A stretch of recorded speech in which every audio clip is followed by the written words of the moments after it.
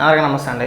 ఈ తమిళనాడు ఎన్నికల ఫలితాలపైన వైసీపీ చేసే ఓవర్ యాక్షన్ చూసి చివరికి వైఎస్ఆర్సీపీ పార్టీకి అనుకూల జర్నలిస్టులు మేధావులే వాళ్ళ మొక్కని కాంట్రీ చుమ్మేసేస్తున్నారు.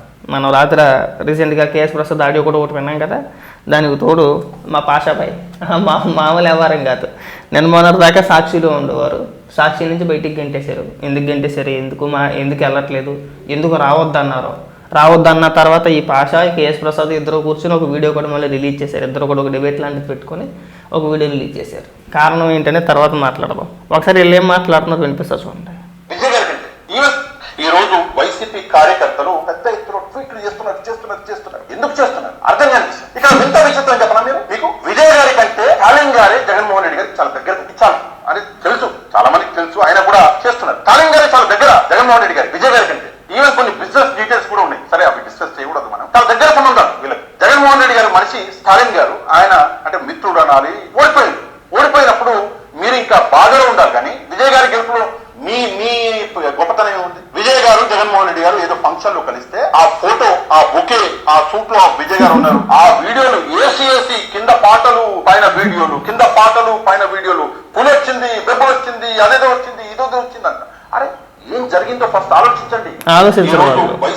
వాళ్ళు ఆలోచించరు. ఇప్పుడు మనకే లింగ్ అని పథకం వచ్చినాయి. ఇక్కడ మన బొమ్మ పెట్టేసుకుంటే పక్క రాష్ట్రాల అధికారంలోకి వచ్చేస్తారన్న లాజిక్ ఆలోచించట్లేదు వీళ్ళు. వాళ్ళు చెప్పేది అదే.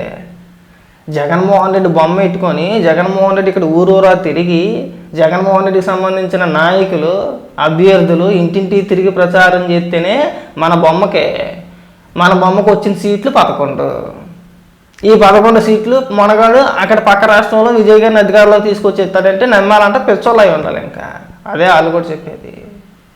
ఈ ఓవర్ యాక్షన్ వల్ల ఏమవుతుందంటే ప్రజల్లో చులకన అయిపోతున్నారు. మరి ఎంత పెచ్చోళ్ళు ఎట్రా అనే భావన కలిగేస్తుంది. చివరాఖరికి మీకు అనుకూలంగా మాట్లాడే ప్రతి అంశంలోని మీకు మద్దతు ఇస్తూ, మీకు అనుకూలంగా మాట్లాడుతూ ప్రభుత్వాన్ని, తెలుగుదేశం పార్టీని, జనసేన పార్టీని విమర్శించే జర్నలిస్టులు కూడా ఇవాళ మీరు చేస్తున్న వికృత చేష్టలు చూసి ముఖాన్ని తుపుక్కును ఊసేస్తున్నారా?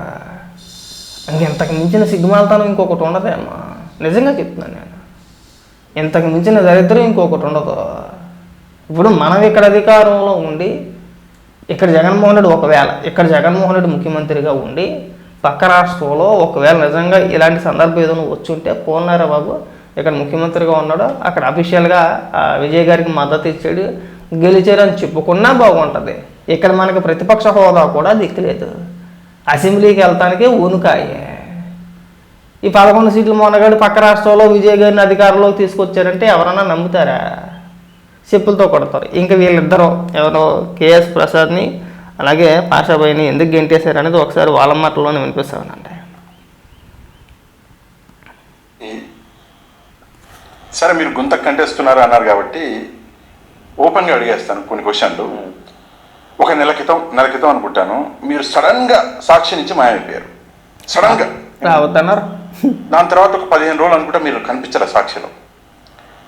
ఏంటి సార్ రీజన్ ఏంటి? మనతరం మాట్లాడింది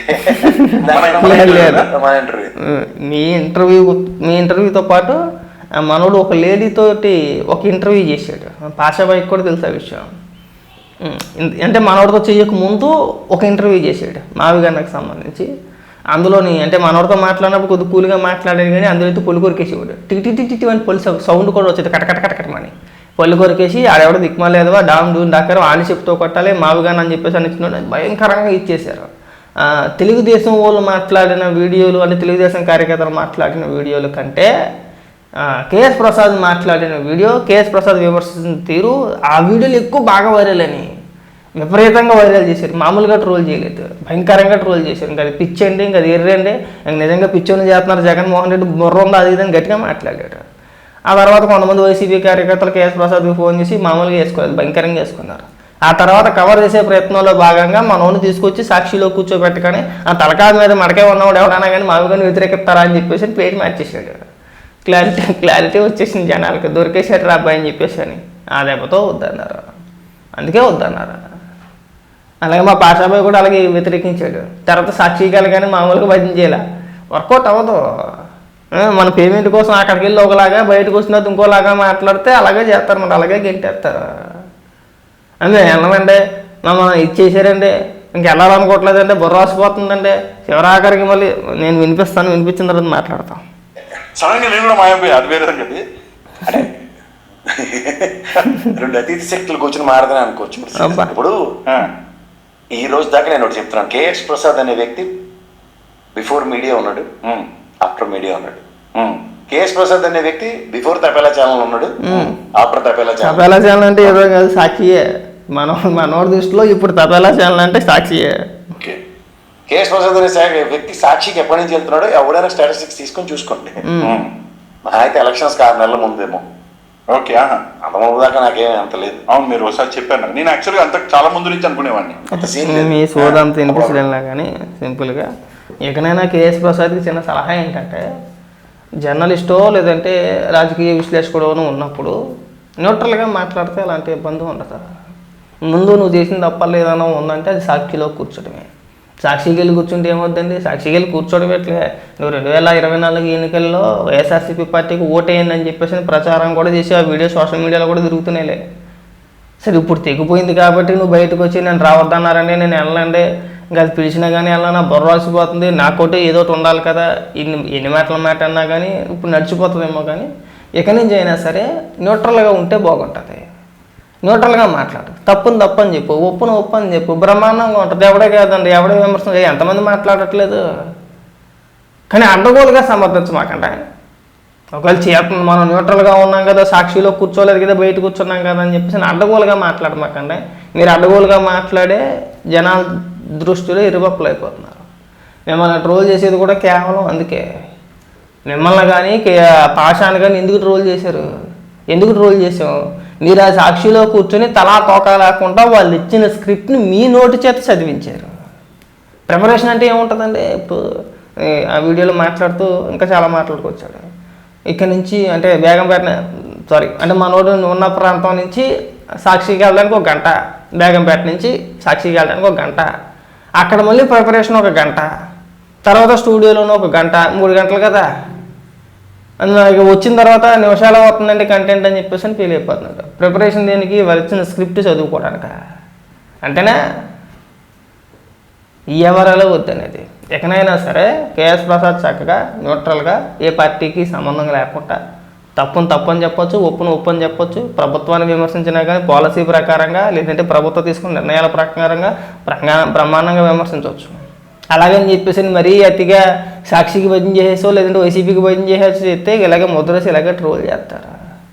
ఎక్కడైనా సరే మీరు విశ్లేషణ ప్రజలకు పనికొచ్చే విధంగా ఉండాలని చెప్పేసి అని కోరుకుంటున్నాను.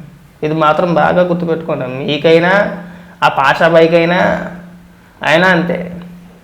నిన్న మొన్నటి దాకా జగన్మోహన్ రెడ్డి వీరుడు, ఆ సాక్షిలో ఈశ్వర్ వీరుడు, ఇంకొకరు వీరుడు, ఈశ్వర్ గడి పాట పాడితే ఎస్పి బాలసుబ్రహ్మణ్యం గారు లాగా పాడతాడు. అది బ్రహ్మాండంగా ఇది సాక్షికి మేము వెళ్ళం, నేను ఇంక వెళ్ళను అని చెప్పేసి ఒక వీడియో చేసాడు. ఇది ఒక ఫ్యాంటసీ అయిపోయింది మాకు. మీకు వెళ్ళకపోయారు, మళ్ళీ వెళ్ళం అని చెప్పేసి మళ్ళీ వీడియోలు చేసి పెద్ద పెద్ద ఉపన్యాసాలు చెప్పుకుంటూ పోతున్నారు. మేము వెళ్ళమంటే మమ్మల్ని రావద్దన్నారని చెప్పేసి ఒక ముక్క అంటే అయిపోయాయి కదండి. మేము వెళ్ళమండి అనేకంటే వాళ్ళు మమ్మల్ని రావద్దన్నారు. ఎందుకు అంటే జగన్మోహన్ రెడ్డికి వ్యతిరేకంగా మాట్లాడుతున్నారు కాబట్టి. సింపుల్, జనానికి అర్థమైపోద్ది. బయటకు వస్తా మళ్ళీ అక్కడ వాళ్ళందరినీ పొగుడుకుంటా పాటలు పాడుకుంటా బయటకు వచ్చి ఈ దరిద్రం అంతా మనకు అవసరమా? అవసరం లేదు కదా. వాడుకొని వదిలేశారంతే మిమ్మల్ని. మీ ఇద్దరిని వైఎస్ఆర్సీపీ పార్టీ చక్కగా బ్రహ్మాండంగా ఎంత మేరకు వాడుకోవాలో అంత మేరకు వాడుకొని మిమ్మల్ని వదిలేసారా లేదా? ఇవాళ వచ్చి మీరు ఎంత బాధపడినా కానీ ఉపయోగం లేదు. బాధపడలేరు కూడా. ఎందుకంటే మీరు రాజకీయ విశ్లేషకులుగా ముద్ర వేయించుకున్నారా? ఇప్పుడు మన వైసీపీ మిమ్మల్ని మోసం చేసిందంటే ఎల్లెల్ట్రా ఎరుపప్ప, నువ్వు రాజకీయ విశ్లేషకుడు కదా, వైఎస్ఆర్సీపీ పార్టీకి సంబంధించిన వ్యక్తివి కాదు కదా, నిన్ను ఎలా మోసం చేశారని చెప్పేసి అని అంటారు. కాకలేక మింగిలేక కుర్తులో పడ్డ ఎలకలాగా మేము వెళ్ళం అని చెప్పేసి అని మనకు మనమే కవర్ చేసుకుంటున్నాం. ఇక్కడ మిమ్మల్ని వాడుకొని వదిలేసారు. అవునా? అన్ని అంశాలపైన మీ చేత మాట్లాడిపించి సాక్షిలో కూర్చోబెట్టి మీ చేత మాట్లాడిపించి మీ చేత పొల్లు కొరికించి చక్కగా విమర్శలు చేపించి ఒకే ఒక అంశం పైన మావిగాన్ అనే పిచ్చి ఆలోచన పైన మీరు మీ అభిప్రాయాన్ని మీరు తెలియజేసినందుకు ఇవాళ మిమ్మల్ని సాక్షులు అడిగేటది బండారు. సింపుల్ లాజిక్, అంతకుమించి ఏమీ కనపడట్లేదు ఇక్కడ. ఇకనైనా సరే విశ్లేషణలో న్యూట్రల్గా చేస్తారని చెప్పేసి నా ఆశిస్తున్నాను. ఇది బాగా గుర్తుపెట్టుకోండి.